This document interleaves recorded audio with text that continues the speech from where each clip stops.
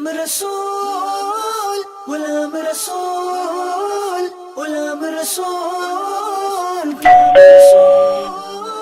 غلام رسول غلام رسول غلام رسول غلام رسول کے مدنی پھول غلام رسول غلام رسول. السلام علیکم ورحمۃ اللہ وبرکاتہ.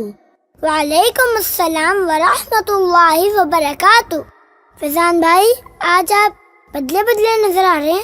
جی غلام رسول بھائی، آپ نے روزے کی نیت کروائی تھی نا، اسی لیے میں نے روزہ رکھا ہے. ماشاء اللہ. آئے اندر آ جائیں. غلام رسول بھائی، آج آپ بہت خوش نظر آ رہے ہیں. ہاں، کیوں نہیں فیضان بھائی؟ آپ کو پتہ ہے شب قدر قریب آ رہی ہے اور یہ نزول قرآن کی رات ہے.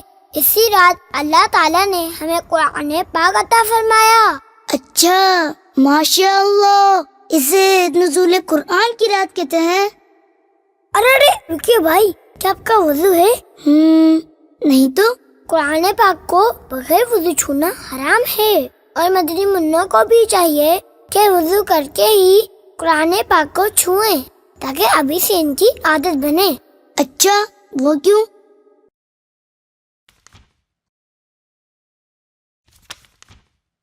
پارہ 27 سورہ واقعہ آیت نمبر 79 میں اللہ تعالیٰ ارشاد فرماتا ہے، لا یمسہ الا المطہرون. ترجمہ کنز ایمان، اسے نہ چھوئیں مگر باوضو. غلام رسول بھائی، آپ نے قرآن پاک کہاں سے پڑھنا سیکھا؟ دعوت اسلامی کے مدرسۃ المدینہ سے میں نے قرآن پاک پڑھنا سیکھا ہے. فیضان بھائی، اور آپ؟ میں نے تو ابھی پڑھنا شروع ہی نہیں کیا. ارے فیضان بھائی، تو شروع کیجیے نا قرآن پاک پڑھنا. اچھا، یہ کنز ایمان لکھا ہے، اس کا کیا مطلب ہے؟ میرے ہاتھ میں جو قرآن پاک ہے، یہ قرآن پاک اردو ترجمے کے ساتھ ہے، اور اس کا ترجمہ اعلیٰ حضرت رحمت اللہ تعالیٰ علیہ نے کیا ہے.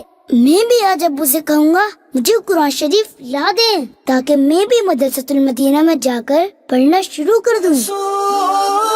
غلام رسول